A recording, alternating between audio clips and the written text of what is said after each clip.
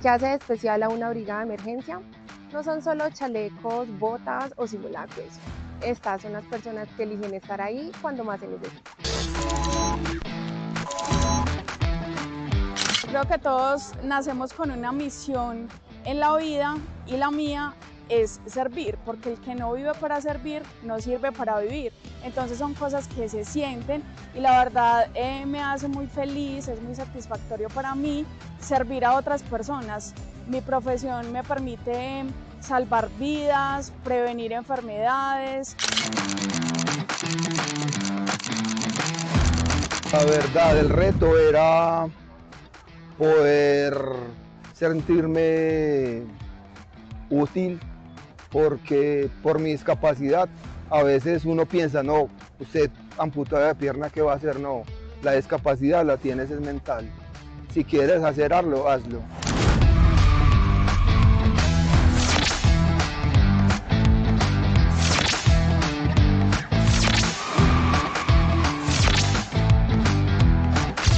Ellos son la primera línea de ayuda ante una emergencia. Y en Positiva creemos que una brigada fortalecida es una comunidad protegida.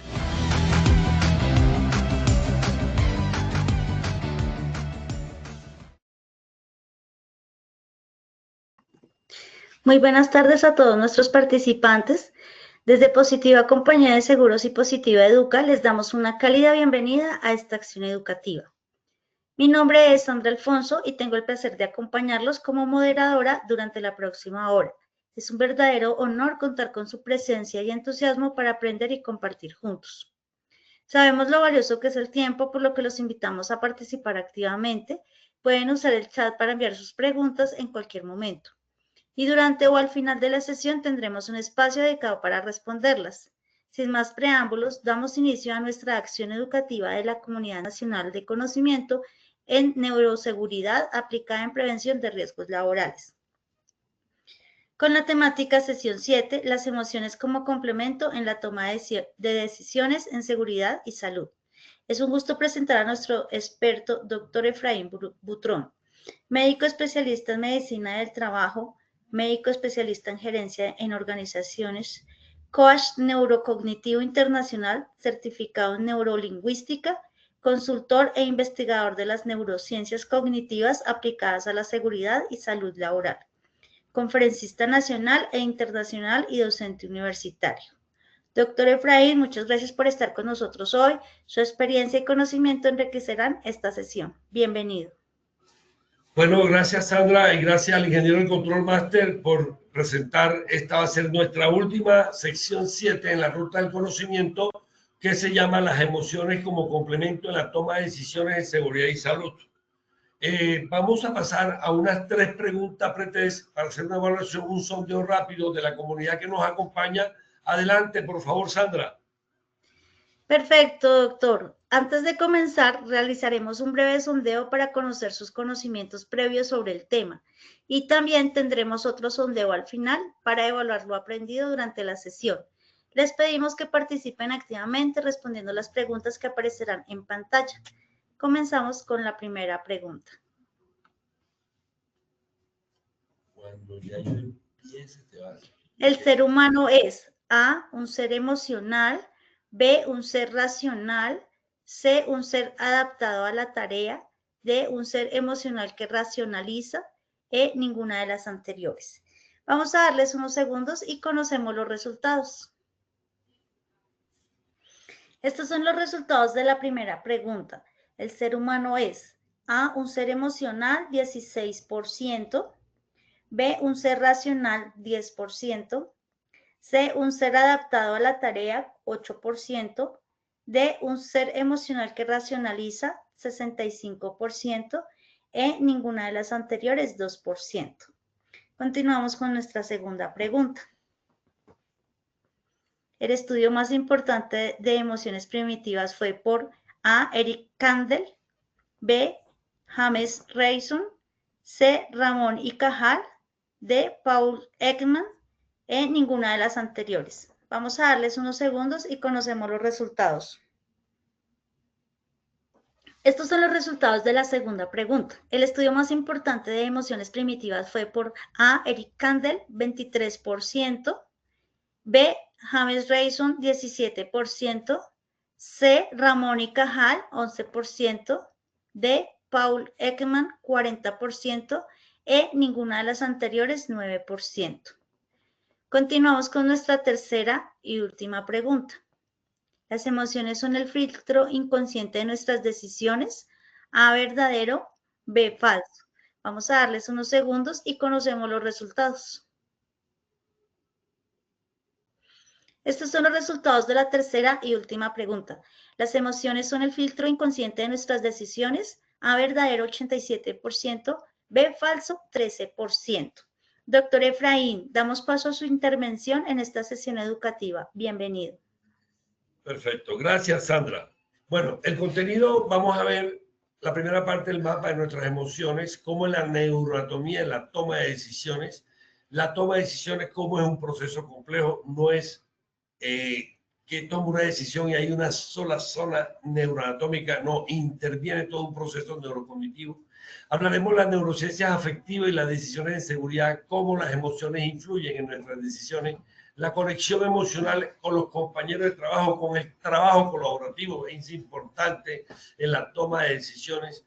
Las emociones como el filtro inconsciente en nuestras decisiones, pregunta de examen ahora la última, y la emoción y la razón, un equipo inseparable. El objetivo es conocer cómo las emociones son importantes en la toma de decisiones y determinar el estado emocional de los trabajadores e identificar la relación existente entre ese poderoso binomio que es la emoción y la razón.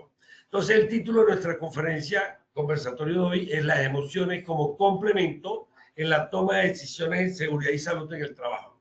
Para esto tenemos que tener una lupa, ¿cierto? Y tener el mapa de nuestras emociones y darnos una mirada interior nuestra.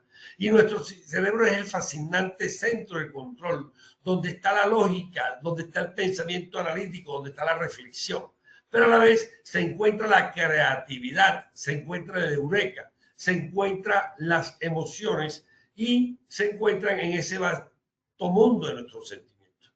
Al igual que examinamos cada lóbulo, el lóbulo frontal, el lóbulo occipital, el temporal, el temporal y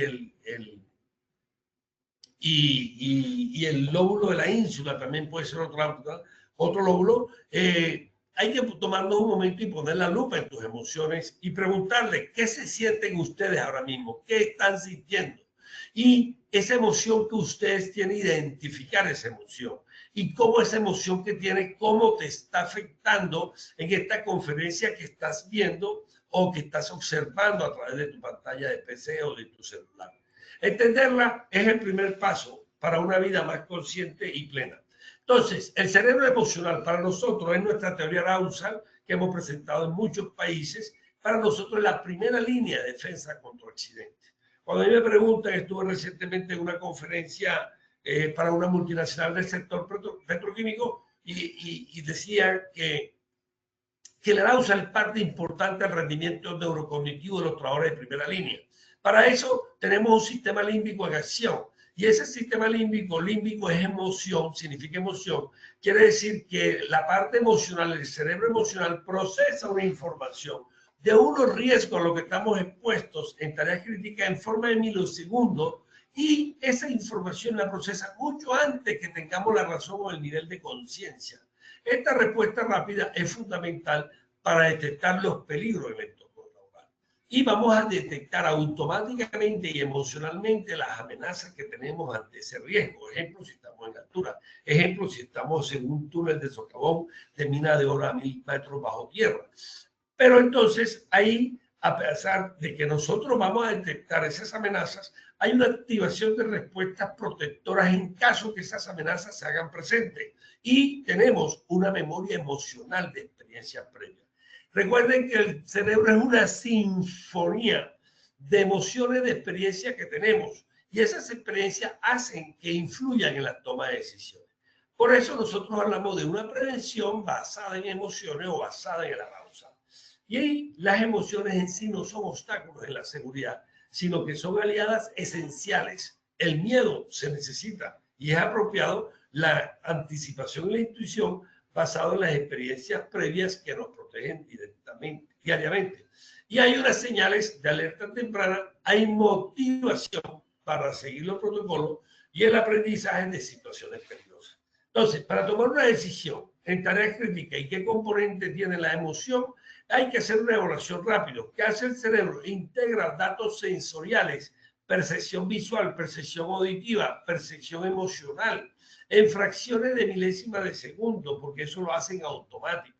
Y hace una evaluación de los riesgos inmediatos.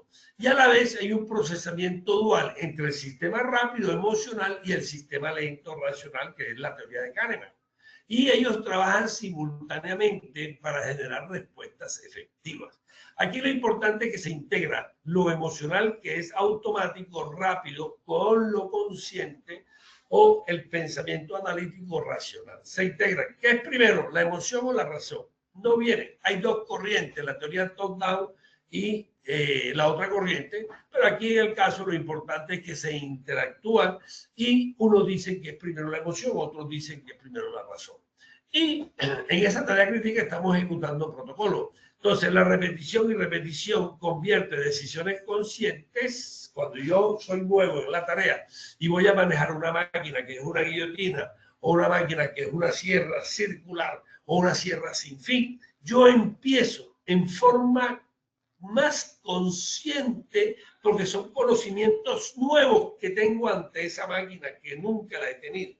Entonces, yo empiezo a practicar, soy más cuidadoso para no cometer equivocaciones y tomar decisiones diarias acerca de la máquina y qué tengo que hacer. Si la máquina se traba, yo tengo que tomar un pare y una decisión, que esa práctica repetida y repetida todos los días, 8 horas, 7 horas, 6 horas diarias, 40 horas a la semana, 160 horas al mes, y estamos hablando de 2.000 horas al año.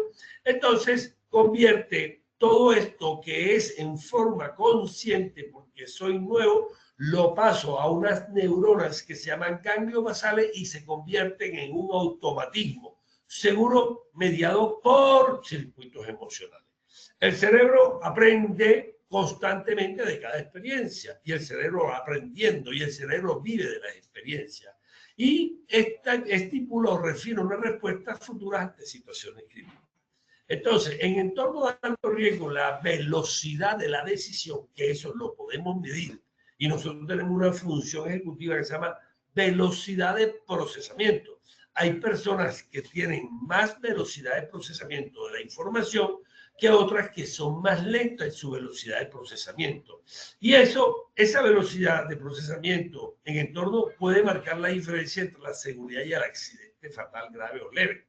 Y entonces esa integración emocional-racional optimiza la respuesta crítica. Entonces tenemos aquí un gran componente de estructura del cerebro emocional que es la amígdala cerebral, que es la que fabrica las emociones. Él es el centro, el CEO del control emocional. Ahí es donde se generan las emociones básicas. Y ella lo que hace es detectar los peligros, porque la amígdala lo que hace es un escaneo constante del entorno. Si yo estoy en altura, en el piso 40, la amígdala escanea en qué entorno estoy, qué viento estoy recibiendo, y cuando mira abajo, ella escanea que se encuentra ante una situación de riesgo. Es posible que esa persona no perciba los 40 pisos como riesgo, pero la que es encargada de detectar emocionalmente ese riesgo es la amígdala, identifica las amenazas potenciales antes de que alcance el nivel consciente. Pero tenemos una memoria de seguridad donde está almacenado allá en el hipocampo todas esas memorias de largo plazo o experiencias emocionales vinculadas a situaciones peligrosas. Ejemplo, si yo voy para Cancún y mi esposo me va a llevar a Cancún ahora que viene Navidad, y entonces, pero a mí me dijo mi tía que en Cancún la habían atracado, la experiencia emocional que tiene cuando menciona la palabra Cancún es una amenaza de que la van a atracar, y ella, ¿cómo interpreta esa realidad? La interpreta como una amenaza. Es posible que le diga al esposo que ella no va a Cancún por la experiencia que vivió. la esposa, porque son experiencias vividas que ella tiene guardadas. El esposo no tiene esa experiencia, no sabía que a la tía la habían atracado, y la experiencia que él tiene es que los hermanos le dijeron que Cancún era una belleza y que tenía que conocer el Parque Sky, que tenía que conocer los delfinarios y que tenía que conocer las islas de las mujeres, etcétera, etcétera. Entonces tiene otra memoria de seguridad, creando todo un archivo. Todo esto de tener los peligros y esa memoria hace una respuesta instantánea para detectar patrones similares de experiencia. Entonces la pregunta, ¿qué es una emoción? Emoción es emotio, moverse hacia. La Real Academia Española nos dice que es una alteración del estado de ánimo, ¿sí? Alteración del estado de ánimo que es intensa y pasajera. Mire que dice intensa y es fugaz. Agradable o penosa, agradable, alegría, penosa, miedo, ira, rabia, tristeza, que va acompañada de una conmoción somática, es decir, sentimos en el cuerpo, sentimos. Entonces nosotros tenemos que ver la diferencia entre qué es una persona emocionalmente, una persona está conformada por emociones. Entonces ella viene de 23 cromosomas de papá, 23 cromosomas de mamá, y a la izquierda tenemos lo que es el temperamento. El temperamento de la personalidad es innato, es el estilo conductual o la reactividad emocional. O dice que esa persona es muy impulsiva porque su temperamento es muy impulsiva. Es posible que su papá también sea muy impulsivo. O esa persona es como muy narcisista. Entonces, esa persona es probable que venga de un tipo de rasgo de narcisismo. Eso es el temperamento. Pero nosotros tenemos el carácter que va a forjar ese temperamento y que ese carácter se forma o está influido por el aprendizaje sociocultural de la sociedad. Quiere decir que el carácter se aprende, se adapta y en la cultura socioemocional que tienes vas adaptando y controlando ese temperamento.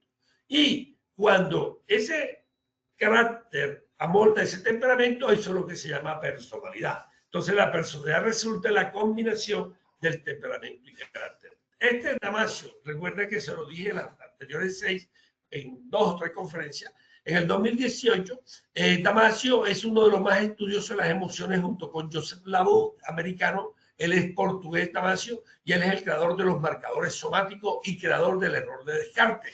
Cuando dice que Descartes estaba equivocado y Descartes decía pienso, luego existo, él no. Él dice siento, luego existo. Pregunta de examen. ¿Por qué? Damasio dice, nosotros somos seres no racionales, como decía Descartes hace 500 años, filósofo matemático. Nosotros somos seres emocionales que racionalizamos. Entonces, él nos dice que las emociones, nos dice Damasio en su libro, son necesidades del organismo detonadas internamente o por acontecimientos externos que son sensores de que algo se modificó y aparecen como algo que motiva para la acción y la movilización de los recursos del individuo, esos recursos internos externos. Y que en última instancia las emociones son traducciones de un entorno externo o un entorno interno, traducciones de información percibida en que se hacen para la acción. Este Ledoux el de arriba y el de abajo es Tulving. Ledoux es uno de los más estudiosos, le hace su libro El cerebro emocional, y en el 2018 decía que las emociones humanas son experiencias conscientes autonoéticas, que se ensamblan cognitivamente al igual que cualquier otra experiencia consciente autonoética. Tulving, profesor reconocido neurocientífico de la Universidad de Harvard, nos habla, uno de los estudiosos de la memoria y de otros estudios, pero nos habla que Tulving refiere la conciencia autonoética como la capacidad que le permite a los humanos adultos representar mentalmente y hacer consciente su existencia prolongada a través del tiempo. Y acá nos marca la diferencia entre emoción y sentimiento, y esas son las características. Entonces, ¿qué diferencia hay entre una emoción y sentimiento? Que el sentimiento es cuando llega el impulso y la emoción llega al tálamo, el tálamo la manda a la corteza, a esta zona parietal, a una zona ahí de la corteza parietal. La corteza parietal la manda a la ínsula, que es el quinto lóbulo. Sí, recuerden que tenemos el lóbulo frontal, el occipital, el temporal y el parietal. Frontal, occipital, parietal y temporal. hay el quinto, lo que es la ínsula. Cuando esa emoción manda a la ínsula, esa emoción se siente y es lo que llamamos el sentimiento. Conclusión, la emoción que es consciente, que digo yo siento, ese es el sentimiento. Entonces, la forma de presentación de una emoción es aguda, súbita, fugaz. Esta es un poquito más crónica. La duración es fugaz, este es más permanente el sentimiento. El correlato vegetativo, la emoción es principalmente el sistema simpático. El sistema simpático y el simpático es el que actúa automáticamente, es la pila automática. Entonces la emoción, un correlato vegetativo más que todo simpático, el sentimiento es más escaso, el sistémico o casi inexistente. La vivencia subjetiva es concreta, determinada, allá es difusa en el sentimiento. Las sensaciones son más claras, interactúan en sí. Acá el sentimiento es más difuso, la determinación es más biológica o psicológica, el sentimiento es más social, más cultural. Estoy enamorado de alguien, me gusta esta cultura, siento por esta cultura. Estuve en Cusco, en Machu Picchu y siento, o estuve en la pirámide de Teotihuacán, allá en México. Entonces es más el sentimiento de cultura. La iniciación a la conducta es alta, la modifican, esta es baja, y la modificación de la conducta, una emoción es intensa y de menor duración, la otra es menos intensa. Conclusión, en la parte plano cognitivo, la influye intensamente de corta duración y la otra es menos intensa. Estas son las emociones primarias. Pregunta de examen. Este fue el estudio que hizo Paul Ekman, que fue pregunta del examen pretest. Y él descubre en la isla de Papúa Nueva Guinea, se fue a vivir 3 años con una tribu que nunca había tenido contacto con la civilización. Y él logró descubrir que en esas culturas, en esas tribus que no habían tenido contacto y no durante 3 años, habían unas emociones primarias que son innatas y están genéticamente basadas, que son independientes de la cultura. O sea, que esa tribu tenía unas emociones primarias como el miedo, la ira, la tristeza, la sorpresa, el asco y la felicidad, que eran parecidas a otras culturas que estaban en Australia, que eran parecidas a otras culturas que estaban en Europa, a otras culturas que estaban en África, a otras culturas que estaban en América, Latinoamérica o en el país anglosajón. Entonces, él dice que las emociones independientes de la cultura con una organización más bien innata en la que existe una continuidad filogenética entre los tipos de estímulos. Y es Paul Ekman a quien le debemos cómo es la fase primaria de una tristeza, de un miedo, por lo menos miedo, las cejas se elevan y se unen, los párpados superiores se elevan, los párpados inferiores se tensan y los labios se estiran horizontalmente hacia atrás. Estamos en miedo.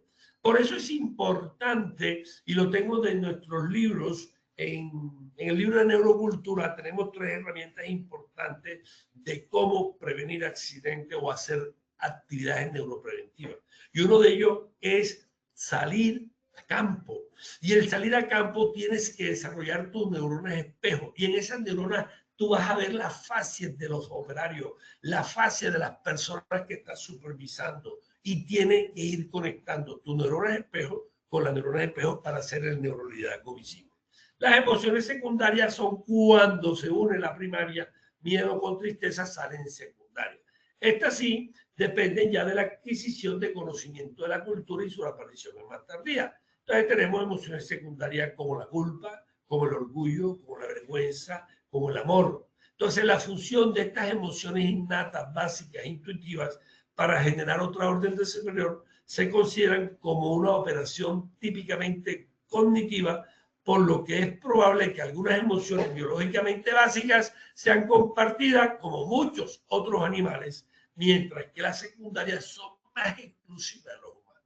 Por eso nosotros tenemos que el perro es el mejor amigo del hombre, porque el perro tiene un sistema y un cerebro límbico. Por eso vemos que el caballo lo utilizamos en todas las terapias de deficiencias cognitivas conductuales en el niño, porque el cerebro del caballo tiene un componente emocional y tiene un componente, no tanto como el perro, y así los chimpancés. Esta es la rueda de emociones de Robert Plutchik, se lo presenté la vez pasada, son de 6. Aquí habla de Plutchik, nos habla de 8 emociones básicas, y de esas 8 emociones básicas que son, mírenla aquí, la ira, el asco, la tristeza, la sorpresa, miedo, la confianza, la alegría, esas emociones primarias se unen y van saliendo las secundarias. Si yo uno anticipación con alegría, sale el optimismo. Si yo uno alegría con la confianza que tengo con la persona, sale el amor. Si yo tengo la confianza con el miedo, sale la sumisión. Pero si tengo el miedo con la sorpresa, sale el susto. O la sorpresa con la tristeza, decepción.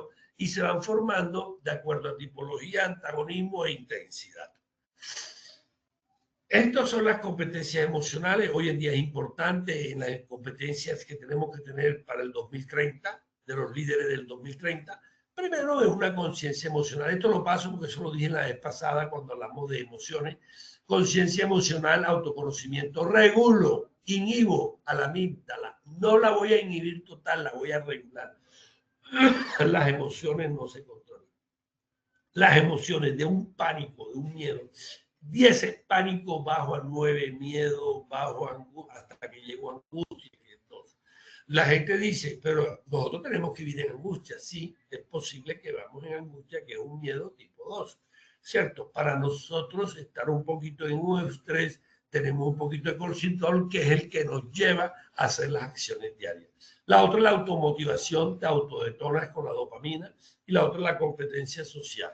Conclusión, el cerebro es social, es de condición social, y la estructura neuronal de la condición social se llaman neuronas espejos, descubiertas por Risolati en la Universidad de Parma, en Italia. ¿Y cuáles son las estructuras cerebrales implicadas para que el líder empiece a conversar? Para que el líder se convierta en un líder que transforma, que inspira, que moviliza, que motiva, que sea un líder carismático, que sea un líder buena persona. Porque es que tiene que ser el líder buena persona. Porque el líder es el que influencia, la palabra líder viene de influenciar, pero líder, el verdadero líder es aquel que cuando él se va ha dejado y ha formado nuevos líderes.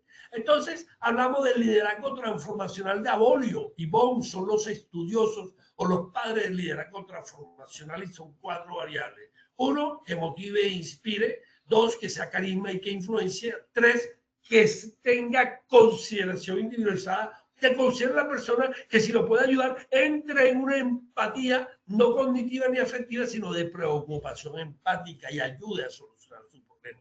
Y 4, que te conviertas en un mentor, como vimos en las tesis doctorales de César, una tesis doctoral de ingeniería, de innovación, y cómo la cultura y el liderazgo influyen positivamente, el desempeño del liderazgo influye positivamente en la cultura del liderazgo.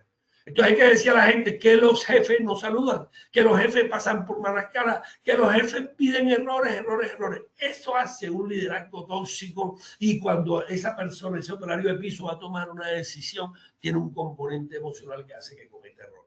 Entonces, nosotros dentro de la condición social del neuroliderazgo, influyendo y movilizando, que decimos nosotros, con el cerebro en mente, tenemos que tener la percepción social. O sea, ¿dónde estamos en nuestro equipo? Porque hablamos de cultura interdependiente, como le digo yo a los ingenieros, pero es que la cultura independiente tiene que tener activación de neuronas espejo. Y la neurona espejo es que cuando tú bosteces, el equipo le dé ganas de bostezar. Y eso se da por las neuronas espejo descubiertas por Risolati. Entonces tenemos una percepción social del grupo que yo tengo los 10, hago una condición social que entra la amígdala, la corteza prefrontal, entra la parte del cíngulo anterior, todo es emocional, ¿cierto? Y entra después la conducta y el comportamiento social, que es la corteza motora, donde yo me comporto y estoy saludando, donde yo me comporto y estoy paseando. Para ir terminando, tenemos la neuroanatomía de la toma de decisiones. La neuroanatomía de la toma de decisiones, podemos decir que en la toma de decisiones juega parte importante de la corteza prefrontal. Claro, la corteza prefrontal es la que toma la decisión consciente, pero el sistema límbico, que es el automático, es el que manda el impulso, la amígdala de la emoción. Entonces la amígdala dice, te mando miedo. ¿Por qué? Porque estás en el piso 40 y te mando miedo. Ya, entonces la corteza dice, pero yo no puedo estar ante una amenaza de miedo, no puedo estar de miedo porque se me aumenta el cortisol, y si aumenta el cortisol no me deja pensar. El cortisol es el veneno. Entonces la neuroanatomía, la toma de decisiones, entra la corteza prefrontal, que es la que está aquí antes de la frente, entra el sistema límbico con su amígdala, mandando emociones y mandando impulsos que tiene que hacer la corteza prefrontal, una función ejecutiva. Entonces, en la corteza prefrontal y en nuestra herramienta de inteligencia artificial, que ya la tenemos y la estamos ensayando, tenemos unas funciones ejecutivas que son importantes para prevenir el error. Y una es el control inhibitorio. Entonces, la corteza tiene una función que está en el dorso lateral y el control inhibitorio le dice, amígdala, cálmate. Yo soy tu jinete, que te voy a domar. Y eso es lo que es la corteza, es el jinete que doma a la loquita del paseo, que es la amígdala cerebral, esa es la loquita, y esa es la que hay que domar. Las personas que tienen éxito, las personas que emprenden, las personas millonarias, tienen una función ejecutiva que se llama control inhibitorio. Y lo otro son los ganglios basales, que es donde se encuentra el desarrollo procedimental de las acciones diarias. Y es la persona que cuando lleva un mes y está en la operación de la sierra sin fin o la sierra circular, va ella poquito a poquito porque es una máquina peligrosa. Y él va poquito a poquito para no equivocarse, para no cometer un desliz, para no cometer un lapsus, un error de él, y él va poquito a poquito. La preocupación por los riesgos de él aumentan, es más preocupada, diferente a una persona que lleva 30 años en la sierra circular. La preocupación por el riesgo de él baja, pero como tiene mucha experiencia automática, él tiene baja tasa de error. El que es nuevo tiene alta tasa de error, ¿cierto? Y uno se puede equivocar por regla o por conocimiento, el nuevo, mientras que el que lleva 30 años se equivoca por lapsus, porque él está en automático, y emocionalmente está en automático. Y él se equivoca por lapsus o por desliz. Y esa función repetitiva es de los ganglios basales. Y el otro es el que integra toda esta serie de funciones. Esto es el cerebro límbico, ya lo vimos, amígdala, hipocampo. Y esto es el sistema límbico, a veces la corteza prefrontal. Bonita esta diapositiva porque esto es un ejemplo de reacción impulsiva. Veo chocolate, me fascina el chocolate y lo cojo. Soy impulsivo. Pero espérate, que tú estás en dieta y tú eres diabético. Pero la reacción impulsiva te ganó a lo diabético y a tu obesidad. ¿Por qué? Porque la amígdala mandó la reacción impulsiva del placer, porque nosotros somos seres emocionales y buscamos siempre el placer, y de acuerdo a ese placer, así actuamos en nuestro comportamiento. Cuando vemos perros calientes que nos gustan, seguimos comprando el perro caliente, pero cuando vemos un perro caliente, lo comemos y nos da una disentería o nos da una diarrea, más nunca compramos. ¿Por qué? Porque vimos una amenaza. Vimos una diarrea ante ese perro, más nunca. Entonces, los efectos de comportamiento son más importantes en las tomas de decisiones, sí, que el antecedente. Y la otra es la corteza, la decisión consciente. Entonces, dentro de esta vez, nosotros vamos haciendo estrategias neuropreventivas. Estas estrategias neuropreventivas necesitamos información. Información documental, cómo es tu sistema de gestión, cómo son tus estándares, cuántos estándares tienes, eres micro, eres mediana, eres grande empresa. Entonces te tocarán 6 estándares, 15 estándares, 20, 30, hasta 60 estándares, que es la 312 en Colombia. En otros países existen otras normatividades en México, otra normatividad en Perú, otra normatividad en Chile, en México, en Costa Rica, en República Dominicana, en Panamá. Pero nosotros tenemos que establecer estrategias neuropreventivas y partimos de un diagnóstico de cultura, partimos de un diagnóstico de liderazgo de seguridad, partimos de una entrevista a la alta gerencia, de una entrevista a los mandos, lo que llamamos la gerencia media, y de esa entrevista, de esos documentos y de esa encuesta, nosotros ya tenemos todo un bagaje de diagnóstico, de cultura, del clima, que es el clima, lo que percibe la gente. Entonces no me confundan clima con cultura. Mientras que el clima es lo que percibe, la cultura ya es lo que percibe más los comportamientos y las competencias que tiene la gente. Generalmente lo que medimos es cultura, es clima, perdón, clima. Entonces, las neurociencias afectivas, ¿cómo tienen que ver con decisiones? Tenemos marcadores somáticos, ya se lo dije, el autor de eso es Damasio. Le he puesto el ejemplo, yo tengo un marcador somático que me fascina el chocolate blanco cuando lo hacía mi abuela, y le he puesto mucho ese ejemplo. Cuando yo veo chocolate blanco y veo el olor, enseguida mi decisión de compra y mi decisión afectiva por mi abuela, que me lo hacía a los 6, 7 años, es comprar el chocolate blanco. Eso es un marcador somático. Entonces miren ustedes cómo ese marcador somático, esa influencia emocional que tengo guardada en mi hipocampo y en otras estructuras neurocognitivas, hace que yo tome una decisión que tiene un componente afectivo para comprar el chocolate blanco. Lo otro es la regulación emocional, ya saben lo que le acabo de decir, la amígdala manda el impulso, la corteza le dice, cálmate, yo soy tu jinete y te voy a domar amígdala a ese caballo desbocado. Y la intuición entrenada, ya se habla de intuición como el sexto sentido. Entonces la intuición se encuentra en la corteza prefrontal pero del lado derecho. Entonces, las dominancias o los estilos de pensamiento de una persona son 4. O eres frontal izquierdo, analítico, eso sale de los estudios de Jung.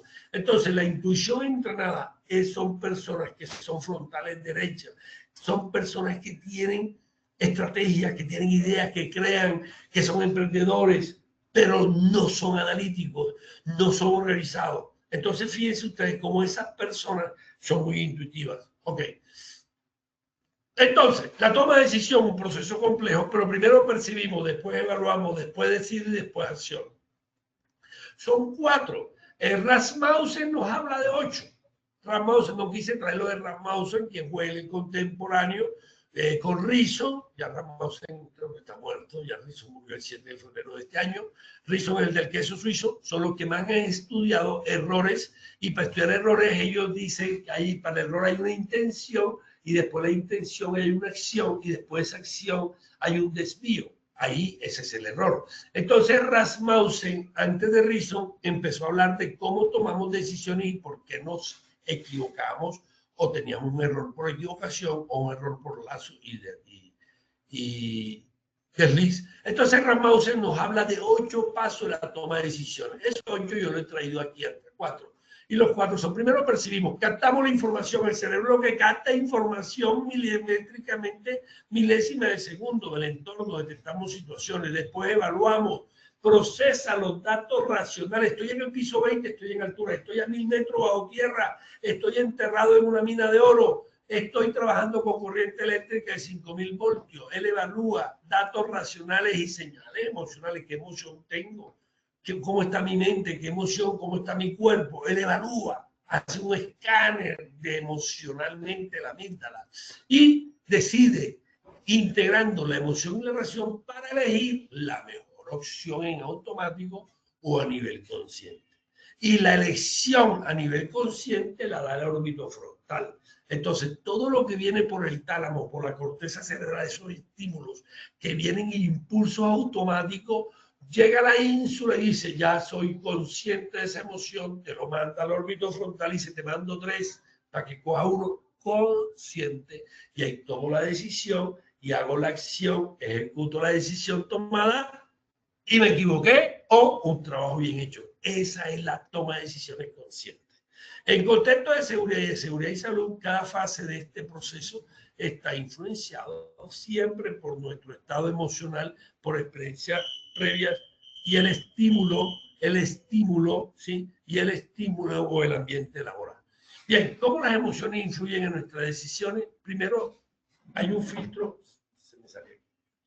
Hay un filtro, escúcheme que...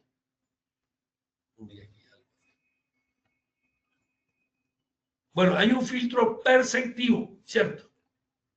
Escúcheme aquí. Filtro ahí.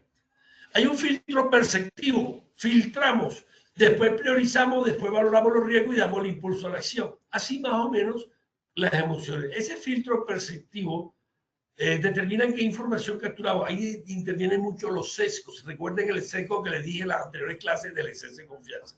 Ahí priorizo, de acuerdo a nuestra emoción, influye en qué estado de situación consideramos importante. Valoro el riesgo, modulan la probabilidad de la consecuencia del riesgo e impulso a la acción. Ya, esto es corteza prefrontal, ahí está lo de la frente, y el sistema emocional es una alianza estratégica, sí, porque la corteza prefrontal hace el control ejecutivo. Él es el que controla el ejecutivo. ¿Qué quiero controlar? Quiero controlar la atención, atención sostenida. Quiero controlar la memoria, memoria a corto plazo. Quiero controlar el impulso, control inhibitorio. Quiero hacer un control de mi supervisor de conducta, el control ejecutivo de la metacognición. ¿Sí? Quiero regular la emoción, estoy en pánico, quiero bajarme angustia. Entra el control ejecutivo de la regulación emocional.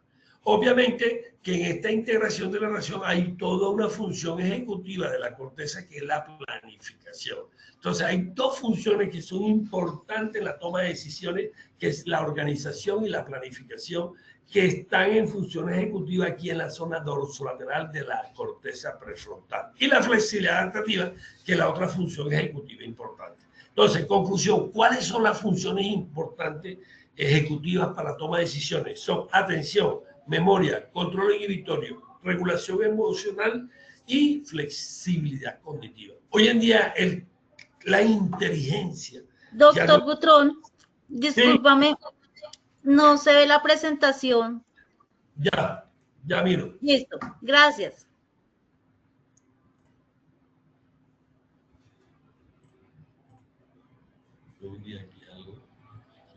Listo, ya la vemos. Ok, listo. Entonces estábamos en la corteza prefrontal, la frente y el sistema emocional, el cerebro límbico, la amígdala. Tenemos que integrar la razón con la emoción. Ok, entonces, ¿cómo la integro? Con un control ejecutivo. O sea, de la amígdala a la corteza van 1 millón de cables. 1 millón de cables eléctricos. Cambio de la corteza a la amígdala apenas van 1000 cables. Para que tengan ustedes la integración de la relación. O sea, mucho más cables emocionales, mucho más cables de impulsos que los cables que voy a controlar. O sea, hay mucho más caballos desbocados que jinetes controlando. Tengo 1000 caballos desbocados y apenas tengo 1000 jinetes controlando a ese 1 millón de caballos. Entonces, ahí entra el control ejecutivo, ahí entra la función ejecutiva. Entonces, le decía, las principales funciones ejecutivas que nosotros en nuestros estudios de investigación hemos dado. Por eso hoy en día a nivel mundial nosotros hablamos del riesgo neurocognitivo, porque ¿qué nos dio? Que el problema de la atención es un problema grande. Y por eso los accidentes viales, el 80%, 3 minutos antes de la persona matarse en carretera es porque pierde el foco atencional. ¿Sí? Los otros es que están en mind wandering. Mind wandering en inglés significa mente de mono. O sea, la persona está trabajando con corriente eléctrica, pero está pensando en otras cosas el 47%. Eso se llama mente de mono. Que hace un mono en un palo, va de palo en palo, el mono no sabe qué hacer. Así pasa la mente. Estás trabajando con energía peligrosa, estás trabajando con trabajo en caliente, estás trabajando con un guaco que lleva 300 toneladas. ¿Qué haces tú pensando en otra cosa? Eso se llama el mind wandering americano y el mayor de los accidentes que ocurren. Entonces está integrado eso con el sesgo cognitivo, el exceso de confianza. Esta es la conexión emocional. Para terminar, hay una conexión emocional con los compañeros de trabajo, porque nosotros hablamos de la cultura interdependiente. Y yo siempre he dicho, la cultura interdependiente tiene que haber los compañeros de trabajo. El que yo me cuido, tú me cuidas. Yo me cuido, tú me cuidas. Porque yo quiero llegar vivo a mi casa. Tengo un propósito de vida y lo tengo conectado. Mi propósito de vida, que es mi esposa y mis 2 niños de 4 y de 6 años, lo tengo conectado con el propósito del trabajo, porque aspiro a la gerencia de seguridad y salud. Soy un jefe de seguridad y salud. Entonces, cuando yo hago ese propósito y llevo ese propósito mío, que estoy en una cultura independiente al propósito del trabajo, después yo tengo que trabajar en cuadrilla. Y en el sector eléctrico se trabajan los linieros en cuadrilla. El sector eléctrico no trabaja un solo liniero, no, es en cuadrilla. Si vamos a hacer el mantenimiento de las torres eléctricas de transferencia, son mínimo 10 linieros con su ayudante a lo que están. Entonces ahí entra una conexión emocional con los compañeros de trabajo. Entonces tiene que haber confianza mutua, tiene que haber una comunicación efectiva, que es uno de los males necesarios. Yo me he reunido con presidente y con gerente de seguridad y salud y me decía, aquí tenemos 3 problemas. Uno es la comunicación. ¿Cómo hago yo para comunicar y bajar de alta gerencia a la mediana gerencia la información del riesgo?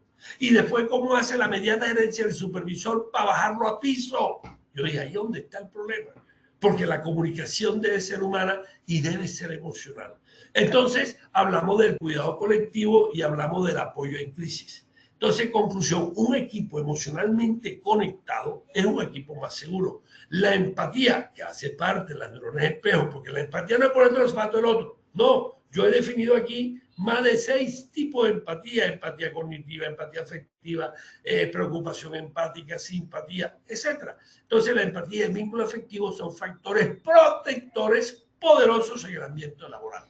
O sea, hay que ver, y lo he vivido en carne propia, hay que ver lo que es un equipo con el run run, el compañero hablando mal del otro, este que dice, total, se nos vuelve la chismorrafia y se nos vuelve un ambiente muy tenso.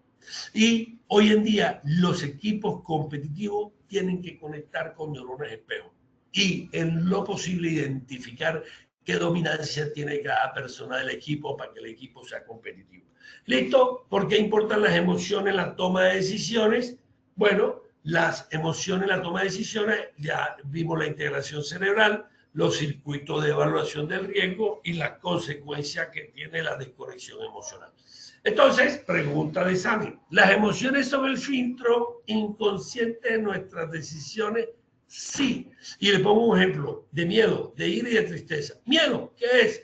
O sea, miedo significa, o sea, las emociones tienen un significado, una causa, una acción, tienen una causa que la genera y después tiene un significado y tiene una consecuencia. Si yo tengo miedo, es porque tengo una amenaza. Si yo salgo tarde de aquí y veo una sombra, me da miedo. La situación es salir tarde y ver la sombra. Y tiene, esa es la causa, esa es la situación que me genera el miedo. Y tiene una acción, que es la consecuencia. ¿Qué hago yo? Salgo corriendo o me quedo impávido.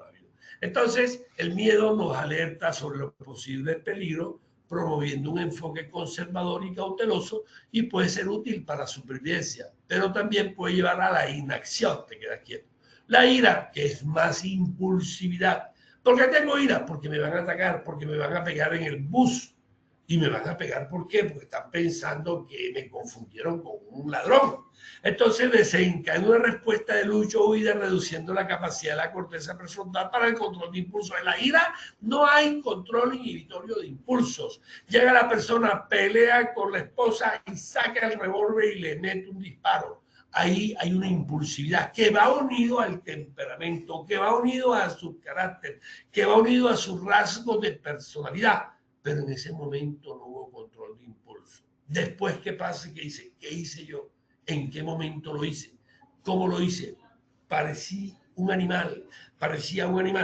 Eso fue lo que pasó. Te volviste un reptil en ese momento ante un impulso de supervivencia y llevando a decisiones apresuradas y confrontativas. Eso lo veo mucho en las peleas de los accidentes de tránsito, que se bajan, pelean la otra, o el tipo que le pita al otro porque está alterando la vía, discuten. Ahí no hay nada de control de impulso. Y el que triunfa en la vida es el que tiene el control inhibitorio. Y la tristeza es la lentitud, hay un proceso de reflexión, disminuye la energía, está bajo, y la motivación. Colocamos los electrodos, no hay corriente eléctrica, está baja la electricidad. Pero también puede fomentar un análisis más profundo y la consideración de perspectiva. Bueno, para terminar, estos son los neurotransmisores de errores en la toma de decisiones. Hay 4 neurotransmisores clave, lo he dicho en las anteriores conferencias: dopamina, neurotransmisor del placer, de la recompensa; serotonina, de la felicidad. Está en mi último libro que saqué sobre felicidad, hablo mucho de la serotonina. La noradrenalina, que es la activación, la lucha, la huida ante un miedo; y el cortisol, que es el veneno. Nos falta la oxitocina, que es el del amor, el de los abrazos, el que faltó en el COVID, ¿cierto? Y por eso se revolvió la pandemia mental. Y el cortisol es el veneno. Esto influye en cómo decidimos y actuamos. Nosotros somos seres neuroquímicos. Nosotros somos seres químicos. Por nuestro torrente sanguíneo hay una cantidad de neurotransmisores. Ahí le menciono 4. Bien, en fatiga tenemos que la fatiga altera el balance neuroquímico, triplicando la probabilidad de decisiones incorrectas. O sea, la persona fatigada, ya sea emocionalmente, físicamente, porque lleva 3 turnos trabajando 12 por 12, ¿sí? Entonces trabaja 12, no descansa. Esa persona termina fatigada, tiene 3 veces más probabilidad de cometer error. Y el estrés, que impacta el 70%. O sea, bajo estrés crónico, el cortisol se eleva, que es el veneno, deteriora la función prefrontal, no hay capacidad de análisis, no hay capacidad de raciocinio, no hay organización, no hay planificación, no hay atención, no hay memoria, distraemos y no rendimos neurocognitivamente hablando, y aumentan los errores de juicio.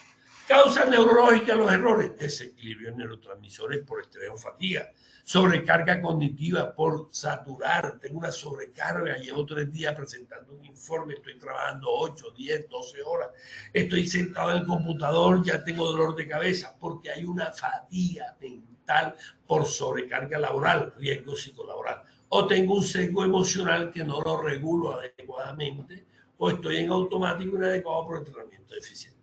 Y tenemos las estrategias de prevención. Emoción y reacción es un equipo inseparable. La neurociencia moderna ha demostrado que la decisión es más efectiva nacen de la integración armoniosa de la parte emocional y de la razón. No se trata de elegir entre pensar o sentir, que primero pienso y siento. No, aprovechar ambos para decidir con sabiduría. Bueno, para terminar todo esto, explicar en 45, 50 minutos las emociones complicadas y la toma de decisiones complicadas. Llevamos más de 35 años, más los 6 años de medicina que dimos nosotros en pregrado, todo durante 12 semestres, 6 años, vimos cerebro, todos los días aprendemos, todos los días nos llega información y los últimos 20 años hemos tenido unos desarrolladores poderosos sobre el cerebro. Lo que tenemos hoy en día, vean la firma de Elon Musk, su firma Neuralink, y Elon Musk en los próximos 5 años va a poner a caminar personas minusválidas. Estos son los libros, adquiéranlo digital o presencial en Colombia, en forma física, 317-223-0117, y ahí está. Cada libro es un problema. Si el problema es liderazgo, neurociencia para liderazgo. Si el problema es de aprendizaje, neurociencia. Si el problema es de estrés, empresas neurosaludables. Si el problema es del cerebro en mente, de que la gente, entonces, neuroseguridad. Si el problema es de cultura, neurociencia aplicada a la cultura. O si el problema es de error humano, que fue el que nos inspiró, neurociencia aplicada al error. Neurogracias, soy Efraín Butrón, investigador, escritor, apasionado por la neuroseguridad, creadores de este modelo Brain Safety. Son 5 módulos para prevenir el error, y este es mi canal donde ven más de 60 videos de 2-3 minutos, el canal de YouTube Efraín Butrón Palacio. Bueno, Sandra, prosigamos con las preguntas para terminar la sección del día de hoy.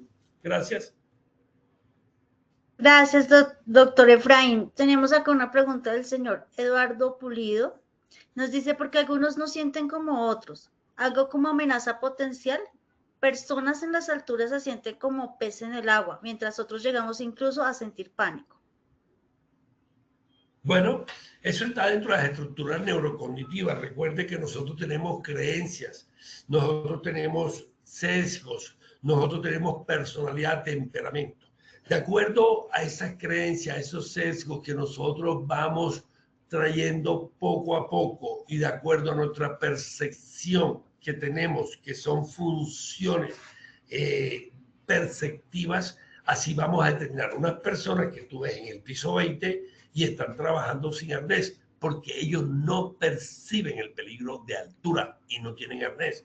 En cambio, tú llegas al piso 20 y te pones, porque son cerebros diferentes, por creencias, por sesgos, por personalidad, por su temperamento, por las costumbres que tienen, por la forma como se criaron en el medio, en ese medio, por la cultura que tienen, que todos los que trabajaban en ese edificio, en ese pueblo, nadie usaba altura. Entonces, todo eso hace un performance, llamamos nosotros, de su desempeño en seguridad y hace que se haga así. Es donde entran los líderes a hacer una reestructuración neurocognitiva.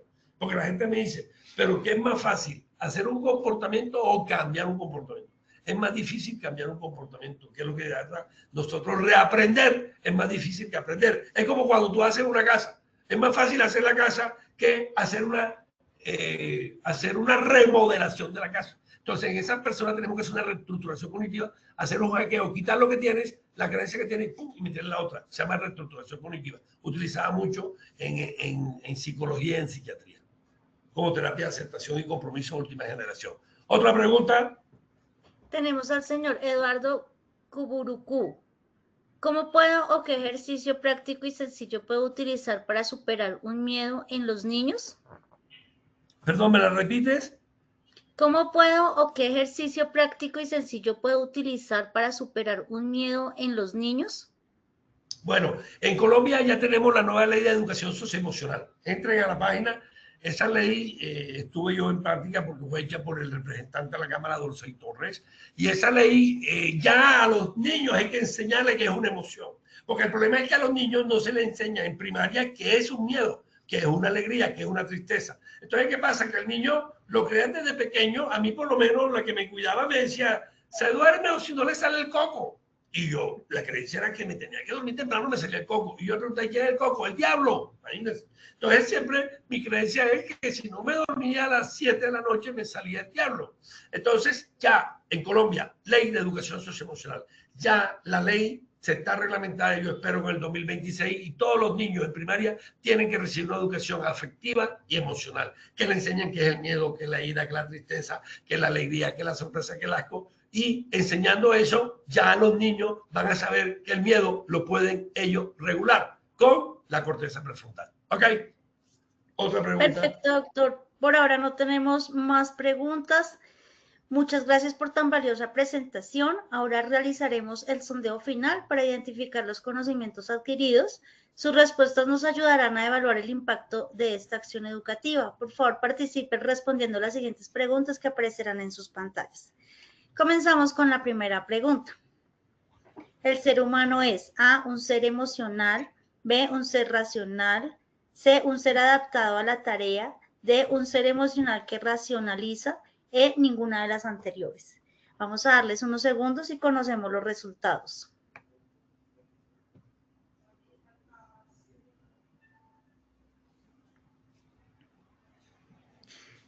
Doctor, mientras ellos responden, acá tenemos una pregunta. El señor Carlos Andrés Valencia nos pregunta, ¿por qué algunos pacientes que han estado vegetal por un golpe se vuelven matemáticos? Repíteme la pregunta, que han estado ¿qué? Vegetal. Sí, dice porque algunos pacientes que han estado vegetal por un golpe se vuelven matemáticos. Bueno, eso ya corresponde al trauma craneoencefálico, a la parte de trauma, pero trauma por contundencia. Sí, hay personas, por lo menos corteza visual. La corteza visual nosotros vemos por los ojos, ¿cierto? Ahí entra la iluminación, pero la imagen se hace en la corteza visual, que está aquí en la parte posterior. Las personas que sufren un golpe en la parte visual quedan ciegas, y los ojos también, ¿cierto? Entonces hay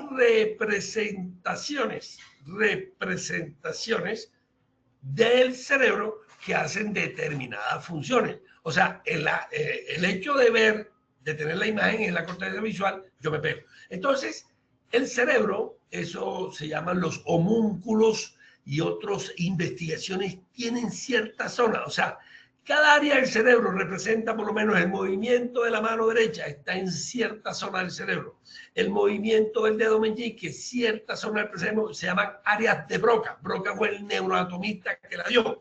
Entonces, en el cerebro, dependiendo la parte, se encuentran ciertos circuitos importantes de la matemática, por lo menos la lectoescritura, por lo menos la lingüística. En lingüística se encuentra en la zona temporal, ¿cierto? Entonces, cada parte del cerebro. Entonces, es posible que algunas zonas que cuando se golpean se altera otra y el cerebro empieza a hacer como un reacondicionamiento porque esa zona está dañada.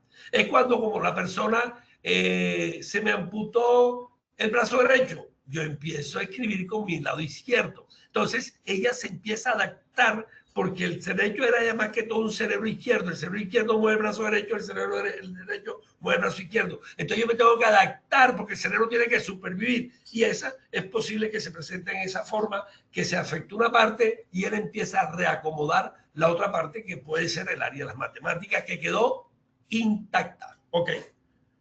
Gracias, doctor. Estos son los resultados de la primera pregunta. El ser humano es A, un ser emocional, 9%, B, un ser racional, 13%, un ser adaptado a la tarea, 2%, D, un ser emocional que racionaliza, 76%, E, ninguna de las anteriores, 0%. ¿Cómo nos fue con estos resultados, doctor? Qué bien, la respuesta es D. Nosotros somos seres emocionales que racionalizamos, no como decía Descartes hace 500 años, que era filósofo matemático, que decíamos que éramos seres racionales. Entonces aumentamos del 65 al 76%, me voy contento, aumentamos 11% aquí en los alumnos. Siguiente pregunta, Sandra. Perfecto, doctor. Continuamos con la segunda pregunta. El estudio más importante de emociones primitivas fue por A. Eric Kandel, B. James Rayson, C. Ramón y Cajal, D. Paul Ekman, E. Ninguna de las anteriores. Vamos a darles unos segundos y conocemos los resultados. Estos son los resultados de la segunda pregunta. El estudio más importante de emociones primitivas fue por A. Eric Kandel, 19%, B. James Rayson, 8%, C. Ramón y Cajal, 7%, D. Paul Ekman, 64%, E. Ninguna de las anteriores, 3%. ¿Cómo nos fue con estos resultados, doctor? Contento con este resultado. La respuesta es D. Paul Ekman. Recuerden que él fue el que estuvo en la isla de Nueva Papúa, se metió con las tribus, se fue con la hija 3 años sin salir de allá y encuentra las emociones y por eso son los rostros de los 55 músculos de la cara. Aumentamos del 40 al 64%, tuvimos un aumento del 24%. Me voy contento con esta pregunta. Última pregunta para terminar, Sandra. Perfecto, continuamos con nuestra tercera y última pregunta. Las emociones son el filtro inconsciente de nuestras decisiones. A, verdadero, B, falso. Vamos a darles unos segundos y conocemos los resultados.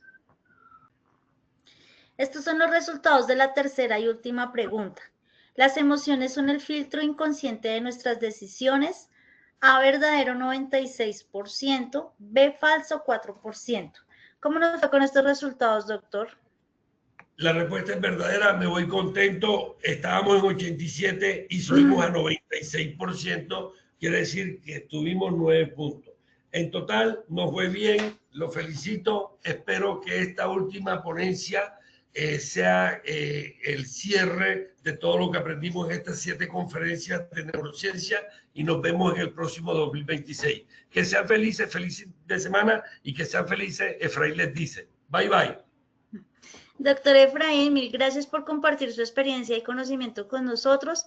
Ha sido una sesión enriquecedora y estamos seguros de que los participantes llevarán consigo herramientas valiosas con respecto al sistema de gestión de seguridad y salud en el trabajo. Esperamos contar con usted en una próxima oportunidad. A nuestros participantes ha sido un verdadero placer acompañarlos en esta acción educativa. Agradecemos su compromiso, participación y el entusiasmo con el que han abordado cada actividad. No olviden que pueden acceder a estas y a muchas más iniciativas educativas a través del Centro Virtual de Enseñanza y Aprendizaje Posipedia, www.posipedia.com.co, donde podrán encontrar todas nuestras comunidades de conocimiento y una gran variedad de información para mantenerse conectados con nuestro Plan Nacional Multimodal de Educación en Seguridad y Salud en el Trabajo. También encontrarán nuestros cursos de Sistema de Gestión de Seguridad y Salud en el Trabajo de 50 y 20 horas, para que lo puedan desarrollar con nosotros. Los invitamos a descubrir más sobre nuestras acciones educativas en www.posipediatalleresweb.com. Les recordamos que el certificado de este evento web se generará para todos nuestros afiliados dentro de un periodo de 1 a 8 días hábiles después de la finalización de esta actividad educativa y podrán acceder a él a través de nuestro portal Posipedia en la sesión Edúcate. En Positiva queremos que estés siempre al día con lo mejor en prevención, seguridad y salud en el trabajo. Por eso te invitamos a unirte a nuestro canal oficial de WhatsApp, donde encontrarás campañas, novedades y tips que te ayudarán a cuidar lo más importante, tu bienestar y el de tu equipo. Es muy fácil, solo escanea el código en pantalla o da clic en el enlace publicado en el chat y únete ahora. Igualmente aprovechamos para invitar a todos los habitantes de La Guajira para que participen de nuestro tercer Congreso Nacional en Salud Psicosocial Cultura Humana para la transformación empresarial, de 8 de la mañana a 5 de la tarde el día 19 de noviembre. Pueden inscribirse escaneando el código QR que aparece en pantalla o visitando nuestro portal www.posipediatalleresweb.com. No dejen pasar esta gran oportunidad. Los dejamos con el siguiente video. Que tengan un día maravilloso.